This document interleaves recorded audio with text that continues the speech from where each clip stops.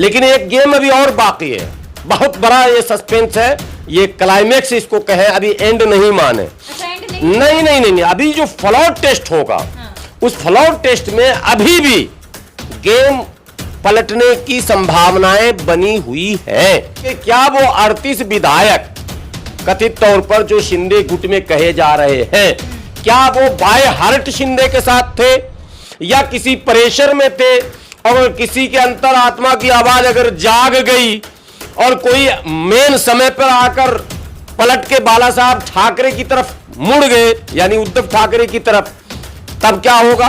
और शिवसेना के फेवर में अगर 20 वोट भी पड़ गए तो बाकी जो 35 वोट है वो इनवैलिड हो जाएंगे ऑटोमेटिकली, तो सरकार वहां भी पलटेगी। अभी नमस्कार, आप देख रहे हैं द जनता लाइव और मैं हूं आपके साथ नलिनी। जहां दिल्ली में मौसम बदल रहा है, वहीं महाराष्ट्र में कल सरकार बदल गई। आज इसी बारे में बातचीत करने के लिए हमारे साथ जुड़े हैं हाफिज गुलाम सरवर साहब। नमस्कार सर, स्वागत है आपका।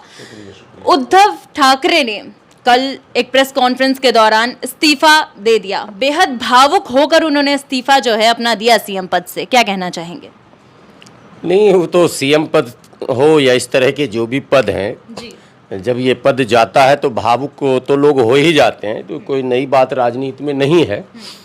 और उद्धव ठाकरे जी को अगर आप कहेंगे कि अनुभवहीन हैं, अगर चूँकि पहली बार सत्ता में शिवसेना के माने प्रमुख शामिल हुए हैं, शिवसेना पहले भी सरकार में रही है, मुख्यमंत्री भी शिवसेना के रहे, मनोहर जोशी रहे, उप मुख्यमंत्री भी रहे, लेकिन ठाकरे परिवार सत्ता के शिखर पर महाराष्ट्र के पहली बार उद्धव ठाकरे के रूप में थे। लेकिन ये भी नहीं कहा जाएगा कि उद्धव ठाकरे के पास अनुभव नहीं था या अनुभवी टीम नहीं थी।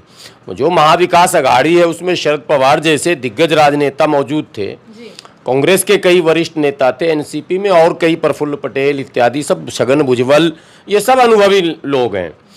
तो इनको ये पता होना ही चाहिए था कि भारतीय जनता पार्टी जिसके मुंह से आपने सरकार छीनी थी, आप याद कीजिए 2.5 साल पहले जो परिस्थितियां बनी थी वहाँ, तो देवेंद्र फडणवीस तो शपथ ग्रहण कर चुके थे, उप मुख्यमंत्री की भी घोषणा हो गई, जो इनकी सरकार में उप मुख्यमंत्री हैं वही वहाँ भी उप मुख्यमंत्री थे। और रातों रात इन लोगों ने खेल पलटा, शरद पवार ने गेम किया, उसमें उद्धव ठाकरे मुख्यमंत्री के चेहरे के रूप में आए। तो जब गेम सियासत में जायज़ है तो गेम तो दूसरा पक्ष भी खेलेगा। भारतीय जनता पार्टी ने भी गेम किया। अब आप आरोप लगा रहे हैं, जो देख रहे हैं इसमें आरोप लग रहा है, और आरोप वाजिब भी है, गैर वाजिब नहीं है, लेकिन राजनीतिक दृष्टिकोण से इस आरोप में बहुत ज्यादा दम इसलिए नहीं होता है, और जनता में भी जाकर जब आप अपनी बात रखते हैं तो जनता भी इसको खारिज कर देती है ये कहकर कि भाई आपने भी तो ये काम किया था। ये परंपरा जो सरकारों के गिराने तोड़ने का है वो कोई आज नया नहीं है।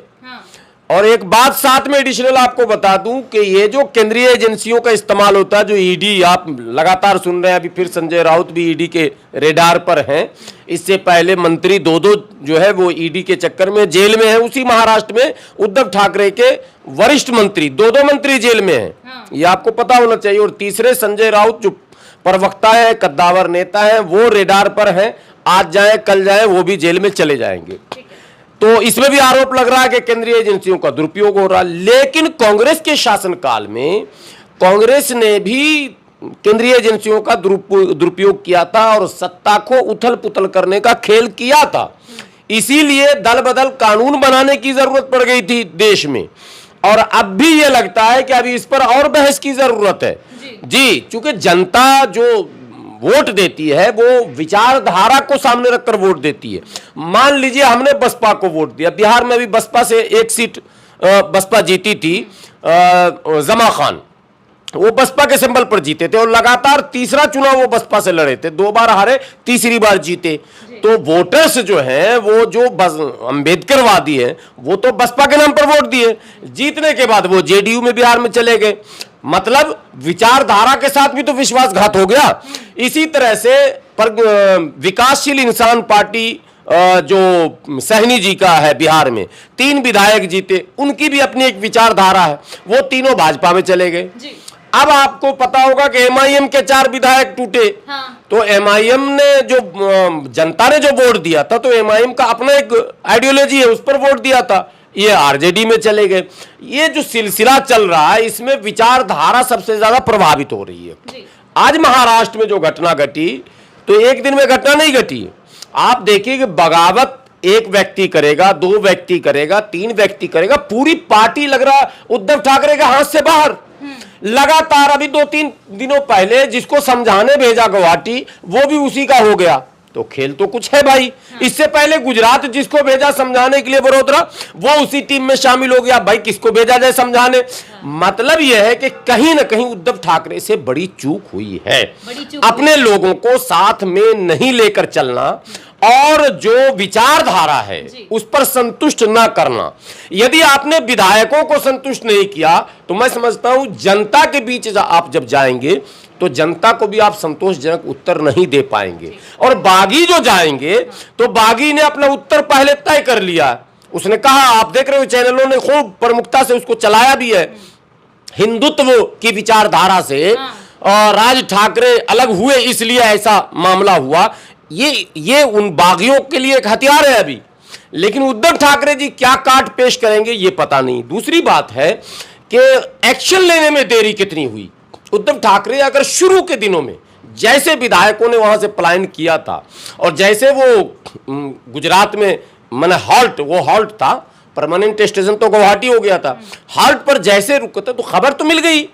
आपको फौरन एक्शन ले लेना चाहिए था और 2-4-10-8 के ऊपर कार्रवाई कर देनी चाहिए, तो वो खड़बड़ा जाता मामला। अब कार्रवाई में देखिए, कार्रवाई किया इन्होंने, बहुत देर से किया 16 विधायकों पर, लेकिन उसकी वैधता पर अभी प्रश्न चिन्ह लगा है। चूंकि हिमाचल में इस तरह की घटना पहले घट चुकी है, जब डिप्टी स्पीकर या स्पीकर के खिलाफ पहले से कोई नोटिस आया हुआ हो उनके हटाने को लेकर, यानी कि स्वयं उनके अविश्वास का प्रस्ताव पहले से सदन में अगर आया हुआ है, तो वो फिर इस लायक नहीं रह जाते हैं कि किसी भी विधायक की कार्रवाई कर पाए। और यही सवाल है, महाराष्ट्र में उठ गया।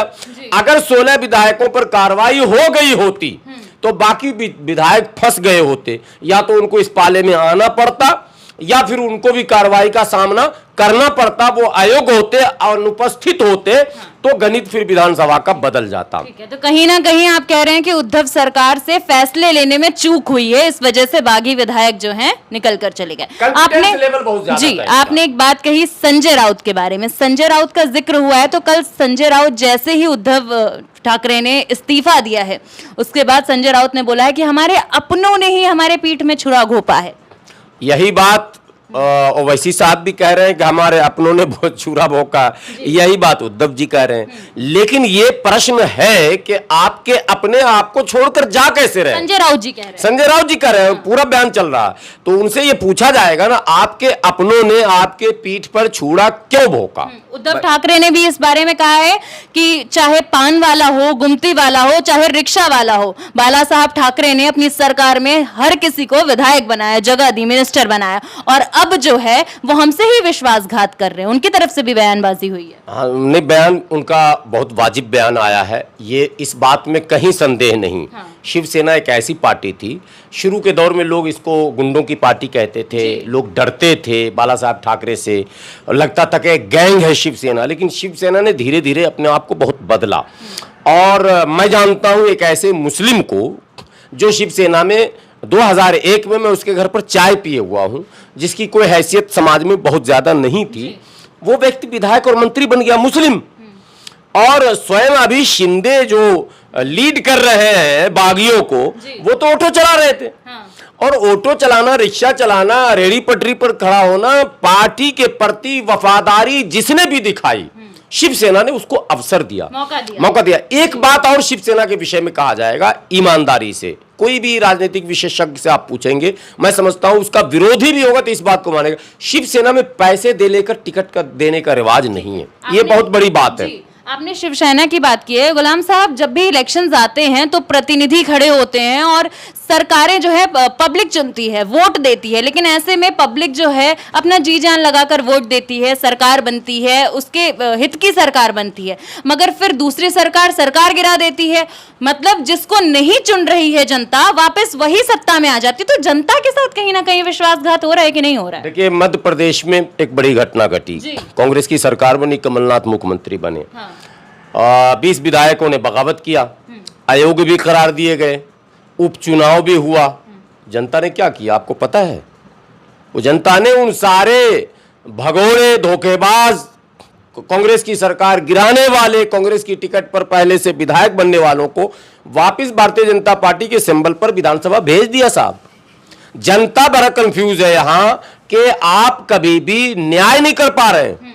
आपका पैमाना क्या है, कैसे आप मेजरमेंट कर रहे हैं? जिन लोगों ने एक अच्छी सरकार को गिरा दिया, अभी बागी 38 शिवसेना के हो गए ना भाई, जनता इनको सबक सिखाएगी और जनता कहीं इनको वापस जिता दे अगर, तो क्या होगा? सवाल ये पैदा हुआ, जनता को इस पर एक्शन में आना चाहिए कि जो लोग बार बार दल बदल रहे हैं, आपने उन दल बदलुओं को जनता सबक सिखाए। आपने बागियों की बात की। एकनाथ शिंदे जो है महाराष्ट्र पहुंच चुके हैं और आकलन ये है कि जितने भी बागी विधायक हैं, 16 विधायक जो हैं शिवसेना के, वो जो हैं तब आएंगे जब शपथ समारोह होगा। क्या लगता है अभी भी कोई खेला हो सकता है जो बागी विधायक अभी तक नहीं आ रहे हैं महाराष्ट्र, या कोई डर है उनमें अभी भी? देखिए, एक तो डर है, डर वाजिब भी है, क्योंकि शिवसेना का बम्बई शहर में सबसे मजबूत संगठन है, गांव देहात में कम है। हाँ, शहर में बहुत मजबूत है और इनको पता है कि शहर में हम यात्रा करेंगे इधर से उधर, होटल से विधानसभा से कहीं, तो हम पर हमले भी हो सकते हैं, पथराव भी हो सकते हैं। आक्रोशित तो है जनता, विशेषकर जो शिव सैनिक निष्ठावान हैं वो शिंदे से बहुत ज्यादा खुन्नस खाए हुए हैं, इसमें कोई शक नहीं है। लेकिन एक गेम अभी और बाकी है, बहुत बड़ा ये सस्पेंस है, ये क्लाइमेक्स इसको कहे, अभी एंड नहीं माने। अच्छा, एंड नहीं, अभी जो फ्लॉट टेस्ट होगा, उस फ्लॉट टेस्ट में अभी भी गेम पलटने की संभावनाएं बनी हुई है। कारण इसका यह है कि जो चीफ व्हिप है वो तो शिवसेना के पास है और वो जो बागी लोग हैं उन्होंने किसी दल में अपने आप को समायोजित नहीं किया, तो वो मतदान किस हैसियत से करेंगे इस पर तो अभी बहस बाकी है। अच्छा। और जब मतदान की नौबत आएगी तो व्हिप यहां से जारी होगा तो सदन में ही वो आयोग हो जाएंगे जो व्हिप के खिलाफ जाएंगे। ये भी एक पॉइंट है लीगल। दूसरा पॉइंट यह है कि क्या वो 38 विधायक कथित तौर पर जो शिंदे गुट में कहे जा रहे हैं, क्या वो बाय हार्ट शिंदे के साथ थे या किसी प्रेशर में थे? और किसी के अंतर आत्मा की आवाज अगर जाग गई और कोई मेन समय पर आकर पलट के बाला साहब ठाकरे की तरफ मुड़ गए, यानी उद्धव ठाकरे की तरफ, तब क्या होगा? मतलब अगर डरा धमका के ले जाया गया है और आके मौके पे उसने सच्चाई उगल दी तो क्या होगा? सरकार पलट सकती, पलट जाएगी बिल्कुल मौके पर। अगर 38 में 8 भी लौट गया तो भी खेल चला गया तो आयोग ऑटोमेटिक हो गए, फिर तो आयोग को बनाने की जरूरत नहीं है, क्योंकि उसके लिए दल बदल के लिए 2/3 मेजोरिटी चाहिए। 37 होता है वो आंकड़ा, इनके पास 38 है, आंकड़े से एक ज्यादा है।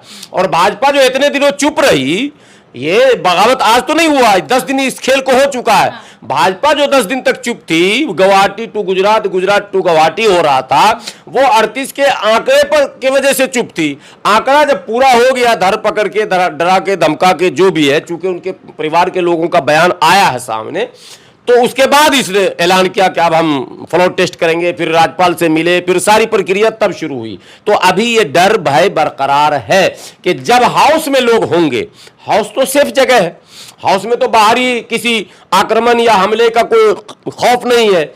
हाउस में अगर ऐसा हो गया कि व्हिप के समर्थन में वोट पड़ गया और शिवसेना के फेवर में अगर 20 वोट भी पड़ गए, तो बाकी जो 35 वोट है वो इनवैलिड हो जाएंगे ऑटोमेटिकली। तो सरकार वहां भी पलटेगी। अभी खेल कई है, भाजपा के लोग लगे होंगे, ईडी की धमकियां जा रही होंगी, मैनेजमेंट हो रहा होगा, इसीलिए वो लोग बंबई और महाराष्ट्र में, आपको पता, गोवा लाया गया और मुंबई में भी कुछ खुफिया स्थानों को रखा गया जहां इन लोगों को लाकर रखा जाएगा। और प्रत्येक विधायक पर भारतीय जनता पार्टी के पदाधिकारियों कार्यकर्ताओं की ड्यूटी लगी हुई है, उनको संभालने, समझाने और सदन तक लाने की। ये आप जान लें। आकलन है, सूत्र के हवाले से आकलन है कि कल या परसों में फर्नांडिस जो हैं वो शपथ ले सकते हैं। शपथ लेंगे तो फ्लोर टेस्ट के बाद ही न लेंगे, या शपथ लेकर फ्लोर टेस्ट होगा? फ्लोर टेस्ट तो होना है। और एक खेल है जिसको अभी आम लोग नहीं समझ रहे हैं, आप उन बागियों में से किसको बनाएंगे मंत्री? हो सकता है शिंदे ने सबसे कहा हो हम मंत्री बनाएंगे, मंत्री पद का भी लालच एक महत्व रखता है। ऐन मौके पर अगर मंत्रिमंडल की सूची सामने आई और उन बागियों में 38 बागियों में आपने जो सूत्र बता रहे हैं कि 15, 14, 16 तक मंत्री बन सकते हैं, तो बाकी कहां जाएंगे 20-25 जो बचेंगे? उसमें कुछ निर्दलीय भी है साहब, वो कहां जाएंगे? तो खेल अभी है, अभी खेल खत्म नहीं हुआ है। इसलिए इब्तिदाए इश्क में रोता है क्या और आगे आगे देखिए होता है क्या। बहुत ही अच्छी बात के साथ इन्होंने जो है खत्म किया है अपनी बात को कि इब्तिदाए इश्क देख होता है क्या, आगे आगे देख होता है क्या। इसका मतलब ये है कि देखिए भैया, अभी किसी भी प्रकार का अनुमान मत लगाइए। सरकार गिरी है लेकिन अभी भी खेला हो सकता है। फिलहाल के लिए इस रिपोर्ट में बस इतना ही। ऐसी ही खबरों के लिए देखते रहिए द जनता लाइव।